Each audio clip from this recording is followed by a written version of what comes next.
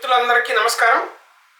పులి కన్ను wide I ఛానల్లోకి మీ అందరికీ పునః స్వాగతం.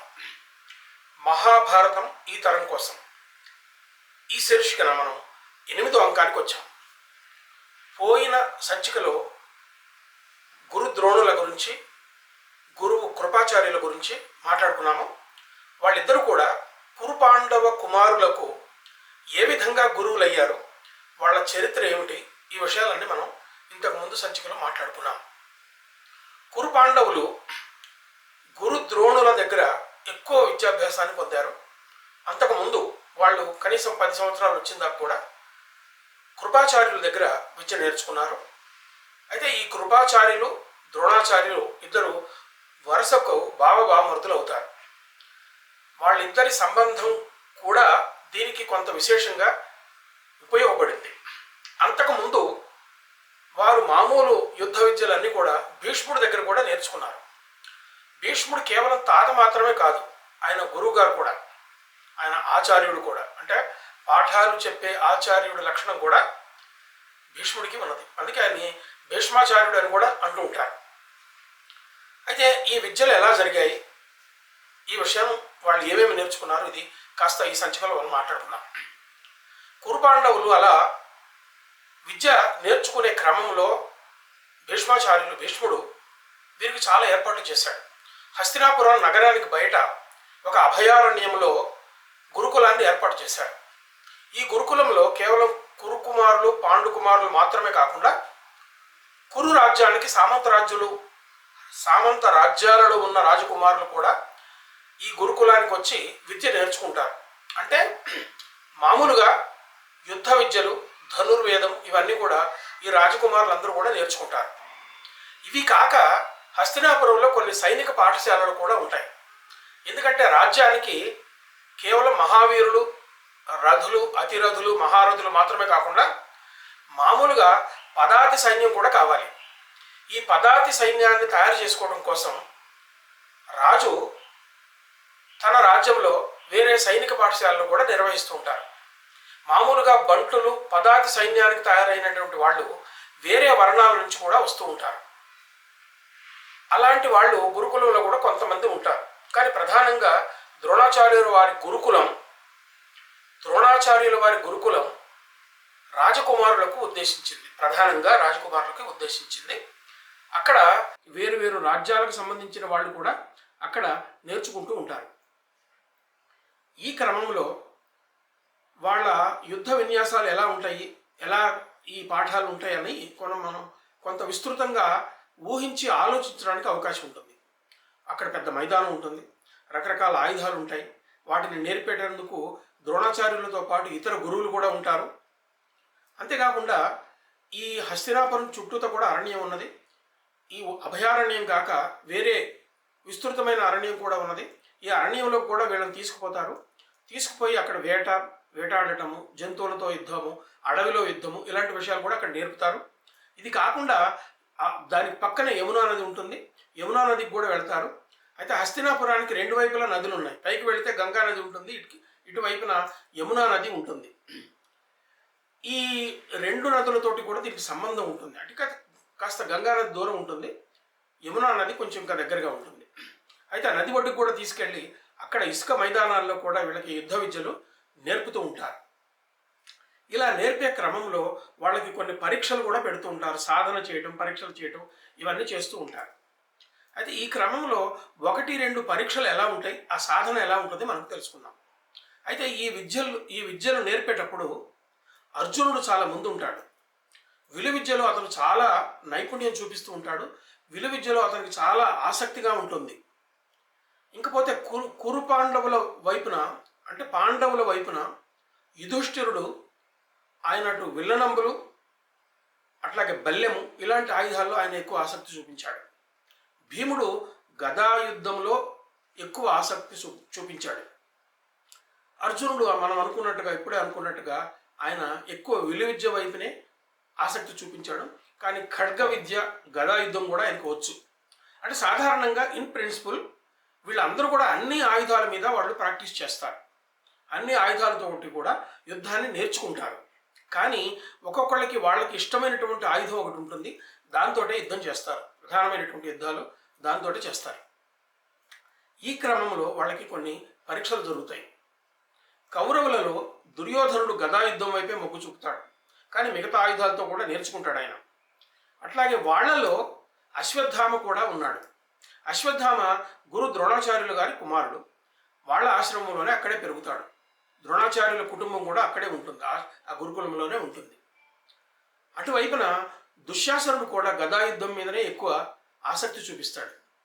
మిగతా వికర్ణుడు కానీ ఇంకా కౌరవులు కానీ వాళ్ళందరూ కూడా వేరు ఆయుధాలతోటి వాళ్ళు యుద్ధ విద్యను నేర్చుకుంటుంటారు. ఈ క్రమంలో ఒక 2 పరీక్షలు ద్రోణాచార్యుల వారు ఈ కురుపాండవుల కుమారులకు పెట్టాడు. ఒక పరీక్ష ఎలా ఉంటుందో ఒకసారి మనం చూద్దాం, దాన్ని తెలుసుకుందాం మనం. అది ఎలా ఉంటుందంటే, కురుపాండవ కుమారులను ఒక అరణ్యం దగ్గరికి తీసుకెళ్ళి అక్కడ దూరంగా ఒక చెట్టు కొమ్మ మీద ఒక పక్షి బొమ్మను పెట్టారు. అక్కడ చెట్టు కొమ్మ మీద దేనైనా వేటాడటం ఇవన్నీ చేయొచ్చు. చెట్టు కొమ్మ మీద ఉన్నదాన్ని బాణం సంధించి వదిలిపెట్టవచ్చు, అది వేరే విషయం. అక్కడ ఒక చెక్కతో చేసినటువంటి పక్షి బొమ్మని, అచ్చం పక్షిలాగా ఉండేదాన్ని ఆ చెట్టు కొమ్మ మీద కదలకుండా ఉంచారు. అంటే ఇది స్థిర లక్ష్యాన్ని ఛేదించడం అన్నమాట. ఈ స్థిర లక్ష్యాన్ని ఛేదించడం, అస్థిర లక్ష్యాన్ని ఛేదించడం ఇవి వేరువేరుగా ఉంటాయి.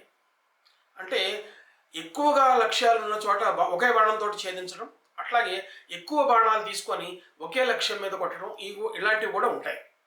ఇక్కడ జరిగింది ఏంటంటే, చెట్టు కొమ్మ మీద ఉన్న పక్షిని లక్ష్యం చేసి ఛేదించాలి. అయితే కురుపాండవ కుమారులు వరుసలో నిలబడి ఉంటారు. ముందు ధర్మరాజు ఉంటాడు. ధర్మరాజుని ఆయన చేతికి విల్లు అమ్ము ఇచ్చి చూడమంటారు. యుధిష్ఠిరా, నీకేం కనిపిస్తుంది ఒకసారి గురి పెట్టి చూడు అని చెప్తాడు.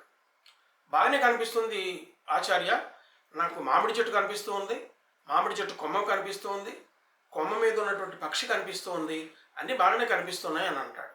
అప్పుడు వెంటనే ఏమంటాడంటే, నీ బాణము ఆ అమ్ము నీ వెనుకున్నటువంటి భీముడికి ఇవ్వమని చెప్తాడు. భీముడికి ఇస్తాడు. భీముడికి ఇచ్చిన తర్వాత నీకేం కనిపిస్తుందని అడుగుతాడు. దాదాపుగా ధర్మరాజు చెప్పినట్లే ఈ భీముడు కూడా చెప్పాడు, అన్నీ బాగానే కనిపిస్తున్నాయి అంటాడు. ఆ తర్వాత అర్జునుడికి ఇవ్వలేదు, అది నకుల సహదేవులకి ఇచ్చాడు. మీకేం కనిపిస్తున్నాయని అడిగితే వాళ్ళు కూడా దాదాపు అట్లాగే చెప్తారు, పక్షి కనపడుతుంది, అన్ని కనపడుతుందని చెప్తారు. ఆ తర్వాత దుర్యోధనుని పిలిచాడు.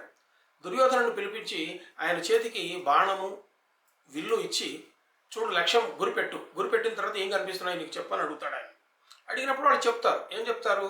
అన్నీ కనిపిస్తున్నాయి, బాగానే ఉన్నట్టే, చెట్టు కనిపిస్తుంది, కొమ్మ కనిపిస్తుంది అని చెప్తాడు దుర్యోధనుడు. అయితే గురువు మళ్ళీ అడుగుతాడు, సరిగ్గా చూసి చెప్పి ఏం కనిపిస్తుందో అంటాడు. ఆచార్య, మా నాన్న అంధుడు, నేను కాదు అని వాడి కోపం వచ్చింది. నాకు చూపు బాగానే కనిపిస్తుంది, నన్ను ఎందుకు అట్లా అడుగుతున్నారు మీరు అని అంటాడు. అన్న తర్వాత సరే నీకు బాగానే కనిపిస్తున్నాయి కదా, నీ బాణాన్ని నీ వెనకున్న వికర్ణుడికి ఇవ్వమని అడుగుతాడు. అంటే అదేంటి, నా వెనక దుశ్శాసనుడు ఉన్నాడు కదా, ఆయనకి ఇస్తాను అంటే ఆయనకు కూడా నీలాగానే కనిపిస్తుంది కాబట్టి వికర్ణుడికి ఇవ్వమంటాడు. అంటే వికర్ణుడి మీద ఆయనకు కొంచెం ఆశ ఉందన్నమాట. వికర్ణుడికి ఇస్తే ఆయన కూడా అదే చెప్తాడు. ఏం చెప్తాడు? అన్ని బాగానే కనిపిస్తున్నాయి, చెట్టు కనిపిస్తుంది, చెట్టు కొమ్మ కనిపిస్తుంది, కొమ్మ మీద పక్షి ఉంది, స్పష్టంగానే ఉందని చెప్తాడు. అప్పుడు అర్జునుడిని పిలిచి, అర్జున బాణం విల్లు తీసుకొని చెప్తే ఆయన పొజిషన్ తీసుకుంటాడు. ఎడమ కాలు ముందుకు పెట్టి కుడి కాలు వెనక్కి పెట్టి ఎడమ చేతిని ముందుకి నెట్టి ఆయన ధనుసుని సరిగ్గా పట్టుకొని పొజిషన్ తీసుకొని ఆయన గురి పెడతాడు. అర్జున ఇప్పుడు ఏం కనిపిస్తుంది చెప్పని అంటాడు. నాకు పక్షి కన్ను తప్ప ఇంకేం కనిపించట్లేదు అంటాడు. పక్షి కనపడలేదు, పక్షి చుట్టూతా ఉన్నటువంటి కొమ్మలు, చెట్లు, ఆకులు ఏం కనిపించట్లేదు, నాకు పక్షి కన్ను ఒకటే కనిపిస్తుంది అని అంటాడు. ఛేదించు అంటాడు. వెంటనే తేజ అంటే బాణం వదిలిపెడతారు. బాణం వదలగానే రివ్వుమని పోయి పక్షి కన్నుకు తగిలి పక్షి బొమ్మ పగిలిపోయి కింద పడిపోతుంది. అప్పుడు వీళ్ళందరినీ పక్కకి తిప్పి ఆయన చెప్తాడనమాట, చూశారు కదా, లక్ష్యం అంటే ఇది, గురి పెట్టడం అంటే ఇది. ఒక లక్ష్యం కోసం మీరు ఎక్కువ పెడితే మీకు ఆ లక్ష్యం తప్ప ఏం కనపడకూడదు. శత్రువు మీద ఒకసారి మీరు చూస్తున్నారు అంటే శత్రువు మీద మీ బాణాన్ని లక్ష్యం చేస్తున్నారని చెప్తే శత్రువు మాత్రమే కనపడాలి. శత్రువు మీద ఎక్కడ బాణం తగలాలో ఆ ప్రదేశం మాత్రమే కనపడాలి. ఇంతటి ధ్యాస మీకు అవసరం, ఇంతటి లక్ష్య సిద్ధి మీకు అవసరం. ఇలా చేయకపోతే ధనుర్విద్య మీకు రాదు. ధనుర్విద్య మాత్రమే కాదు, మీరు గదా యుద్ధం చేసినా, ఖడ్గ యుద్ధం చేసినా, బల్లెంతో యుద్ధం చేసినా, ఏ ఆయుధాన్ని తీసుకున్నా ఆయుధం మీద మీ ధ్యాస ఉండాలి, లక్ష్యం మీద మీ ధ్యాస ఉండాలి, శత్రువు కదలికల మీద మీ ధ్యాస ఉండాలి. మీ ధ్యాస అంతా ఎక్కడెక్కడే ఉంటుంది. అర్జునుడు ఏం చేస్తున్నాడో చూడండి అని చెప్పి ఆయన చెప్తాడు అన్నమాట. ఇలా పాఠాలు జరుగుతూ ఉంటాయి. అట్లాగే అర్జునుడికి ఆయన చీకట్లో కూడా యుద్ధం చేయగలిగేటటువంటి శక్తి ఆయనకు ఉందని తెలుసుకుంటారు. మామూలుగా ఆ రోజున వాళ్ళు యుద్ధం చేసే సందర్భంలో అందరూ విశ్రామం తీసుకునేటటువంటి సందర్భంలో ఒకసారి అనుకోకుండా దీపాలు ఆరిపోతాయి. ఆరిపోయినప్పుడు అన్నం తింటారు. అర్జునుడికి అప్పుడు తోచింది, నేను రోజూ చేసే పనిని కాంతి లేకుండా చీకట్లో కూడా నేను చేయగలుగుతున్నాను కాబట్టి నేను రోజూ చేసేటటువంటి ఆయుధ విద్యని చీకట్లో మాత్రం ఎందుకు చేయకూడదు, చూడకుండా ధ్వనిని బట్టి ఎందుకు చేయకూడదు అని ఆయనకు ఆలోచన వచ్చింది. ఆ రకంగా శబ్దవేది విద్యను కూడా ఆయన నేర్చుకుంటాడు. ఇలా వాళ్ళకి విద్యాభ్యాసం జరుగుతూ ఉంటుంది. ఈ క్రమంలోనే ఒకసారి కర్ణుడు వాళ్ళకి తారసపడతాడు. అంటే ద్రోణాచార్యుడే చూస్తాడు కర్ణుడిని. కర్ణుడు ఆయన అప్పటిదాకా వేరే గురువుల దగ్గరికి పోవాలని అనుకోలేదు. ద్రోణుడిని ఆయన చూడలేదు. ఆయనకి వేరే రకంగా ఆయనకి తారసపడతాడు. అయితే ఈ కర్ణుడి కథని తర్వాత మనం చెప్పుకుందాం. కానీ మొత్తానికైతే కర్ణుడు ద్రోణాచార్యుల వారి దగ్గర కూడా కొన్నాళ్ళు ఆయుధ విద్యను నేర్చుకున్నాడు. అది ఎట్లా ఏంటన్నది ఆ తర్వాత సంచికలో మనం చెప్పుకుందాం. ఇప్పుడు ఇంకొక పరీక్ష జరుగుతుంది. వీళ్ళు ఆశ్రమానికి పోయిన తర్వాత ద్రోణాచార్యుడికి ఒకే ఆలోచన వచ్చింది. ఆయన ఏమనుకుంటాడంటే, ఒక శిష్యుడికి ఒక గొప్ప గురువు లభించడం ఎంత గొప్ప విశేషమో, ఒక గురువుకి ఒక మంచి శిష్యుడు దొరకటం కూడా అలాంటి గొప్ప విశేషం అని చెప్పి ఆయన భావిస్తాడు. భావించి అర్జునుడి మీద ఎక్కువ లక్ష్యం పెడతాడు. లక్ష్యం పెట్టిన తర్వాత చివరిగా ఇంకొక పరీక్ష జరగడానికి వాళ్ళు వెళుతూ ఉంటారు. వాళ్ళు అక్కడ వెళితే అక్కడ ఆ జరిగే పరీక్ష ఏంటంటే, వీళ్ళందరినీ రాజకుమారులందరినీ కూడా తీసుకొని ఆయన యమునా నది ఒడ్డుకి వెళ్తారు. వెళ్ళిన తర్వాత ఆయన సంధ్య వార్చుకుంటున్నట్టుగా ఆయన నదిలో పనున్నట్టుగా నదిలో దిగుతాడు. ఈ లోపల ఒక ముసలి వచ్చి ఆయన కాలు పట్టుకుంటుంది. కాలు పట్టుకుంటే ఆయన కేకలు వేస్తాడు, కాపాడండి శిష్యులారా, కాపాడండి కాపాడండి అని అరుస్తారు. అందరూ దగ్గర ఉరుకుతారు, ఏం చేయలేకపోతారు. అక్కడ మొసలి గుంజుతూ ఉంది. దగ్గరికి పోతే అది ఇంకా వేరే మొసళ్ళు కూడా ఉన్నాయి, పట్టుకుంటారేమో, ఆ ముసళ్ళు వచ్చి పట్టుకుంటాయేమో చెప్పి వాళ్ళు అనుకుంటారు. అనుకొని ఏం చేయాలో ఆలోచన చేస్తూ ఉంటారు. ఏమి చేయలేకపోతుంటారు, ఆలోచన వస్తుంటారు. అప్పుడు అర్జునుడు వెనక నుంచి వీళ్ళందరూ నెట్టుకుంటూ ముందుకు వచ్చాడు. విల్లనమ్మలు తీసుకున్నాడు. ఒకేసారి 5 బాణాలని మొసలి మీద ఉన్నటువంటి 5 ప్రాంతాల్లో ఒకేసారి కొట్టాడు. మొసలి అతని కాలు వదిలిపెట్టి లోపలికి వెళ్ళిపోయింది. ఈ పనిని అటు కౌరవుల్లో కానీ పాండవుల్లో కానీ ఎవరు చేయలేకపోతారు. ఏం చేయాలని ఆలోచిస్తున్నారు, గురువుని ఎలా కాపాడాలో ఆలోచిస్తున్నారు, కానీ ఏం చేయలేకపోతారు. అప్పుడు అర్జునుడికి ఒకటే అనిపించింది, గురువుగారు ఎలా భావిస్తారో అనిపించింది. గురువుగారికి అర్జునుడి మీద పూర్తి లక్ష్యం ఏర్పడింది. ఏంటంటే, తనకు ఏ రోజుకైనా సరే ప్రపంచంలో అత్యంత ప్రతిష్టాత్మకమైనటువంటి ధనుర్విద్య కలిగిన వాడుగా, విశ్వములో అత్యంత ఎక్కువ నైపుణ్యం కలిగినటువంటి ధనుర్విద్య కలిగిన వాడుగా అర్జునుడిని తయారు చేయాలనుకుంటాడు. ప్రపంచంలోనే సర్వశ్రేష్ఠ ధనుర్ధారిగా ఈయనను చేయాలని సంకల్పిస్తాడు. అదే చెప్తూ ఉంటాడు అన్నమాట. అలా ఆశ్రమానికి వెళ్ళిపోతారు. వెళ్ళిపోయిన తర్వాత వాళ్ళ ఈ లక్ష్యం కోసం వాళ్ళు పనిచేస్తూ ఉంటారు. ఆ తర్వాత రోజువారీ ఈ సాధనలు ఇవన్నీ కూడా జరుగుతూనే ఉంటాయి. ఈ క్రమంలో ఆ తర్వాత ఒక రోజున ఇలాగే ఒక అరణ్యంలో సాధన చేయడానికి అక్కడికి వెళ్ళారు. వెళ్ళి కురు పాండవులంతా ఒక పక్కన సాధన చేస్తూ ఉంటారు. ఎప్పుడైనా సరే ఈ కురు పాండవ కుమారులు అరణ్యానికి సాధన చేయడానికి వెళ్ళినప్పుడు వాళ్ళతో పాటు కొన్ని వేట కుక్కలు కూడా ఉంటాయి. అంటే వేట కుక్కలు అంటే వాళ్ళతో పాటు కొంత కాపలా సైన్యం కూడా ఉంటుంది. అంటే సెంట్రీ లాగా అనమాట. వీళ్ళు ఉన్నటువంటి ప్రదేశంలో వాళ్ళ చుట్టూతా కూడా కొంత సైన్యం ఉంటుంది. ఎందుకంటే వాళ్ళకి రక్షణగా ఉంటుంది. వేరే వాళ్ళు వీళ్ళ మీద దాడి చేయడానికి కానీ వీళ్ళ దగ్గరికి రాకుండా ఆపడానికి కానీ ఈ సైన్యం పనిచేస్తూ ఉంటుంది. సెంట్రీ లాగా ఉంటారనమాట. ఇది తప్పనిసరిగా అవసరం. వాళ్ళంతా రాజకుమారులు, భవిష్యత్తులో రాజులు అయ్యేటటువంటి అవకాశం ఉన్నటువంటి వాళ్ళు. వాళ్ళకి రక్షణ ఎప్పుడు ఉంటుంది. అక్కడ ద్రోణాచార్యుల గురుకులానికి కూడా చుట్టూతా సైనిక రక్షణ కాపలా ఉంటాయి. ఇలాంటి సందర్భంలో ఆయన ఒకసారి వీళ్ళ వేట కుక్కలు వీళ్ళ దగ్గర నుంచి కొంచెం ముందుకు వెళ్ళిపోతాయి. ముందుకు వెళ్ళిపోయిన తర్వాత ఒక వేట కుక్క తిరిగి వెనక్కి వస్తుంది. వెనక్కి వచ్చినప్పుడు దాని నోట్లో 7 బాణాలు ఉంటాయి. అంటే పెద్ద కుక్క అనమాట అది. దాని నోటి నిండా బాణాలు కనిపిస్తాయి. అది ఆ ధ్వని చేసుకుంటూ కీచుకుంటూ అనుకుంటూ వచ్చింది. నోటి నుంచి రక్తం కారుతూ ఉంటుంది. చూస్తే 7 బాణాలు ఒకేసారి వేసినట్టుగా మనకి కనిపిస్తుంది వాళ్ళకి. ఎవరి బాణాలు వేసిందని చెప్పి అలా కొంచెం ముందుకు వెతుక్కుంటూ వెళ్ళారు. కూర్కుమారులు గురువుగారు వెనక ఉన్నారు. ఇంకా వాళ్ళు వెళితే అక్కడ ఒక నిషాదుడు కనిపిస్తాడు. ఒక ఎరుకలవాడు కనిపిస్తాడు. నిషాదుడు అంటే అక్కడ ఎరుకలవాడు అనమాట. అతను వేషధారణ అది చూడగానే వాళ్ళకి ఆటవికుడని, అక్కడ ఉన్నటువంటి ఆటవిక తెగకు చెందినవాడని చెప్పి అనిపిస్తుంది. ఇక్కడ మా కుక్క వచ్చింది, దాని మీద ఎవరో 7 బాణాలు వేశారు, అది నువ్వేనాడి అడుగుతారు పాండవులు. అడిగితే నేనే అంటాడు. ఎవరు నువ్వు, నీ పేరేంటి, నీ గురువు గారు ఏంటి, ఎవరు అని అడుగుతారు. అడిగితే నువ్వు ఏకలవ్యుడు అంటారు.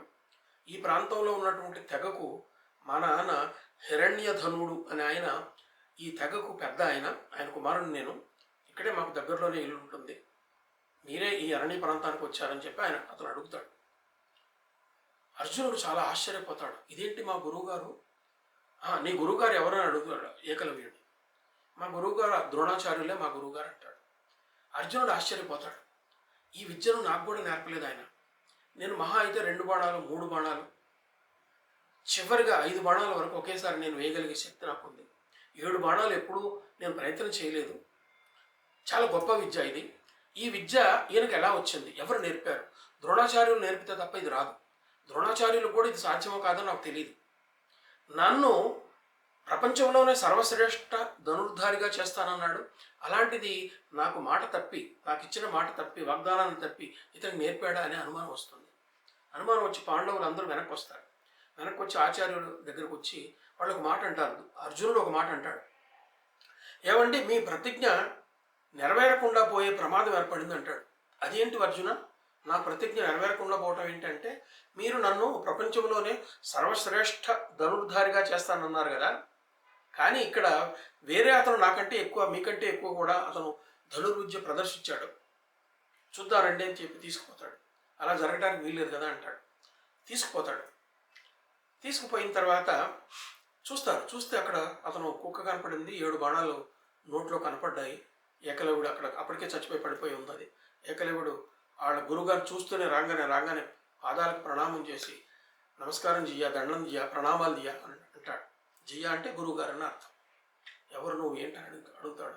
ఎవర్రా నువ్వు ఏంటి అని అడిగితే చెప్తాడు. అప్పుడు కొన్ని సంవత్సరాల క్రితం మీ గురుకులానికి వచ్చాము, నేను మా నాన్నగారు ఇద్దరు వచ్చాము. మా నాన్న హిరణ్యధనుడు, ఈ ప్రాంతంలో ఉన్నటువంటి నిషాద తెగకు ఆయన పెద్ద రాజు, ఆయన కుమారుడు నేను. మీ దగ్గరకు వచ్చాము, మాకు ఆయుధ విద్యలు ధనుర్విద్య నేర్పమని అడిగాము, కానీ మీరు తిరస్కరించారు. మేము నిషాదులకి ఈ విద్య అవసరం లేదని అన్నారు. ఆ తర్వాత నేను ఇక్కడికి వచ్చి మీ విగ్రహాన్ని ఇక్కడ పెట్టుకొని, మీ బొమ్మను పెట్టుకొని నేర్చుకుంటూ ఉంటాను. అలాగే మీరందరూ శిష్యులతోటి ఈ అరణ్య ప్రాంతానికి వచ్చినప్పుడు మీరు మీ శిష్యులకు యుద్ధ విద్యలు నేర్పుతుంటే దూరంగా చెట్టు చాటున, అక్కడ పుట్ట చాటున ఉండి చూసి నేర్చుకున్నాను. ఆ తర్వాత మీరు చెప్పే పద్ధతులన్నింటినీ వంట పట్టించుకొని నాకై నేను స్వతంత్రంగా నేర్చుకున్నాను అని చెప్తాడు. చెప్తే అప్పుడు ఆశ్చర్యపోయి వాడి వంక చూస్తాడు. చూసి అర్జునుడు వంక చూస్తాడు. అర్జునుడు చాలా నిరాశతోటి, ఏం జరుగుతుందో అనే అయోమయంతో, బాధతోటి చూస్తూ ఉంటాడు. ద్రోణాచార్యుడికి అర్థమైపోయింది, ఏం చేయాలో కూడా అర్థమైంది. నీవు చెట్టు చాటున పుట్ట చాటున ఉండి నేను చెప్పే విద్యను చూసి నేర్చుకున్నావు, కానీ గురుదక్షిణ ఇవ్వకుండా నీ విద్య పనికిరాదు, గురుదక్షిణ ఇవ్వాలని అడుగుతాడు. మహాత్మా, నేను గురుదక్షిణ ఇస్తాను, మీరు ఏది అడిగినా ఇస్తాను, నా ప్రాణం అడిగినా కూడా ఇస్తానంటాడు. నీ ప్రాణాలు అక్కర్లేదులే కానీ నీ కుడి చేతి బొటన వేలుని కత్తిరించి నాకు ఇవ్వమంటాడు. ఈ మాటలన్నీ వినపడుతుంటే వెనకున్న ఇంట్లో ఉన్నటువంటి ఈ హిరణ్యధనుడికి, అతని భార్యకి, అంటే ఏకలవ్యుడి తల్లిదండ్రులకు ఈ మాటలు వినిపిస్తూ ఉంటాయి. హిరణ్యధనుడు బయటకు వస్తాడు. వచ్చి దండం పెడతాడు. ఏం జరుగుతుందంటే అప్పుడు ఏకలవ్యుడు చెప్తాడు తన తండ్రికి. ఏమని చెప్తాడంటే, మహాత్మా, ఈయన తను చెప్పిన విద్యకు గురుదక్షిణ అడిగారు, నేను ఇస్తాను. ఏంటి ఆ గురుదక్షిణ అంటే, కుడి చేతి బొటన వేలు ఇమ్మని అడిగారంట. అన్యాయం ఇది. కుడి చేతి బొటన వేలు ఇస్తే అతని ప్రాణమే పోయినట్టు కదా, అతని విద్య అంతా పోయినట్టే కదా. అది ఎట్లా అడుగుతారంటే, అతను ఈ హిరణ్యధనుడితో ఏం మాట్లాడకుండా, ఏకలవ్య, నేను గురుదక్షిణ కోరాను, నువ్వు ఇస్తానన్నావు, ఇస్తారా లేవా, ఇవ్వను అంటే మేము వెళ్ళిపోతామని అంటాడు అనమాట. అన్న తర్వాత ఏకలవ్యుడు ఒక మాట అంటాడు, ఆచార్య, నేను ఆటవికుణ్ణి, ఎరుకుల వాణ్ణి, ఆటవికులకు ఆడి తప్పడం మాకు తెలియదు, ఒకసారి మాట అంటే దాన్ని మేము పాటిస్తాం అని ఎడమ చేత్తోటి కత్తి తీసుకొని కుడి చేయి పైకని ఇట్లా ఒకసారి నరకడానికి పోతాడు. తండ్రి ఆపుతాడు, ఏడుస్తాడు, నీ జీవితమో పోయినట్లు రా, నువ్వు ఎట్లా ఇస్తావో. అయ్యా ఆచార్య, గురువర్య, మీరు చెప్పింది ఎంత, మీరు చెప్పింది ఆవగింజ ఎంత అయితే మావాడు, మీరు చెప్పింది బెత్తిడైతే మావాడు బారెడు విద్య నేర్చుకున్నాడు, మావాడి విద్యను నేర్చడం మీకు ధర్మమేనా అని ఏడుస్తూ అడుగుతాడు. ఆయన ఒప్పుకోలేదు. కత్తి తీసుకొని ఏలు కట్ చేసి, ఏలు కొడితే ఏలు కింద పడింది, ఆ కింద పడ్డ వేలును తీసుకొని, రక్తం ఓడుతున్నటువంటి వేలును తీసుకొని ద్రోణాచార్యుని అరిచేతిలో పెడతాడు. అలా ద్రోణాచార్యుని అరిచేతిలో పెట్టిన తర్వాత అందరికీ ఒకసారి ఒక రకమైన భయం వేస్తుంది. ఆయన ద్రోణాచార్యుడు చేతిలో ఉన్నటువంటి రక్తం ఓడుతున్న వేలును చూశాడు, దిగ్భ్రమ చెందాడు. ఏంటి ఇలా జరిగిందని అనుకున్నాడు. తనకు తానే భయపడ్డాడు. ఒక రకమైనటువంటి తన మీద తనకి ఒక రకమైన ఏహ్యభావం కలిగింది. ఆ నరికిన వేలును చూసి పాండవులు, చుట్టూ ఉన్నటువంటి కురు పాండవుల కుమారులు కూడా భయపడ్డారు, బాధపడ్డారు. ఏంటి ఇలా జరిగిందని అనుకున్నారు. ఇలాంటి పరిణామం జరుగుతుందని కూడా వాళ్ళు అనుకోలేదు. ఆ తర్వాత మళ్ళీ ఒకసారి ప్రణామం చేసి ఏకలవ్యుడు లోపలికి వెళ్ళిపోతుంటే హిరణ్యధనుడు ఆయన తల్లి కూడా ఏడ్చుకుంటూ లోపలికి వెళ్ళిపోయారు. ఆ తర్వాత కురుపాండవ కుమారులు వెనక్కి గురుకులానికి వస్తారు. ఎవరి గదుల్లోకి వాళ్ళు వెళ్ళిపోతారు. ద్రోణాచార్యుడు మాత్రం ఆ బాధలో నుంచి తేరుకోలేదు, ఒక ట్రామాలోకి వెళ్ళిపోయాడు అన్నమాట. ఆయన ఇంటికి వచ్చాడు, ఆయన పర్ణశాలలోకి వచ్చాడు. పర్ణశాలలో బయట ఉన్న గంగాళం దగ్గర నీళ్లతోటి అక్కడ కాళ్ళు కడుక్కొని లోపలికి పోవాలి. కాళ్ళు కడుక్కోలేదు. బాధతోటి ఒక రకమైన ముఖం అంతా చెమట పట్టింది. ఒక రకంగా బాధపడుతూ లోపలికి వెళ్ళిపోయాడు. లోపలికి వెళ్ళిపోతుంటే భార్య చూసింది, కురిపి చూసి వారించింది. ఏంటి కాళ్ళు కడుక్కోకుండా లోపలికి వెళ్ళిపోతున్నారంటాడు అంటుందా. ఏం మాట్లాడు, లోపలికి వెళ్ళిపోతాడు. తన కుటీరం లోపల తన గదిలోకి వెళ్ళిపోతాడు. అదే దుమ్ముతోటి, అదే ధూళితోటి మంచమే పడుకుంటాడు. కళ్ళెమ్మని నీళ్ళు వస్తున్నాయి. ఏంటి, నేను ఇంత దుర్మార్గుణ్ణా, నేను ఒకడికి ఇంత అన్యాయం చేస్తానా అని మనసులో ఒక మనసులో ఒక వేదన మొదలైంది. ఏ గురువైనా, ప్రపంచంలో ఏ గురువైనా ఇలాంటి అన్యాయం తన శిష్యులకు చేశాడా అని కూడా ద్రోణాచార్యుడు అనుకున్నాడు. ప్రపంచం అంతా బయటకు తెలిసేది ఏంటంటే, ఒకసారి ద్రోణాచార్యులు మనసులో చూసినట్టయితే ఇంత దుర్మార్గం నేను చేస్తానా అని అనిపిస్తుంది. ఆయన అనుకున్నాడు. ఆయన లోపల మనసులో దూరి ఆలోచిస్తే మనకి ఇలా అనిపిస్తుంది. కానీ ద్రోణాచార్యుడు ఇలాంటి ద్రోహం ఆ తర్వాత ఎవరికి చేయలే. ఇలాంటి పరిస్థితి కూడా ఆయనకి ఎక్కడికి రాలేదు. కానీ ఇక్కడ బయట ప్రపంచంలో వ్యాపించినది ద్రోణాచార్యుడు వేలు లాగేసుకున్న ఒక రకమైన ఒక ప్రమాదకారి అయిన దుర్మార్గుడైనటువంటి గురువుగా ఆయన ఇలా మిగిలిపోయినాడు. ఒక రకంగా ఇంకొక కోణంలో మహా ఆచార్యుడుగా, మహాగురువుగా కూడా ఆయన నిలబడి ఉన్నాడు. అది కరెక్టే. ఇది జరిగింది. ఈ విద్యలో ద్రోణాచార్యుడు తన శిష్యులైనటువంటి కురు పాండవులకు విద్య నేర్పే క్రమంలో ఈ ఘట్టం కూడా జరిగింది. ఈ ఘట్టంతో పాటే ఇంకా కొంతకాలం పాటు అక్కడ వాళ్లకు ఆయుధ విద్యలన్నీ నేర్పుతారు. యుద్ధ వ్యూహాలు ఎట్లా ఉంటాయో నేర్పుతారు. ప్రత్యక్షంగా ఆ ఆయుధాలు ప్రయోగించడం నేర్పుతారు.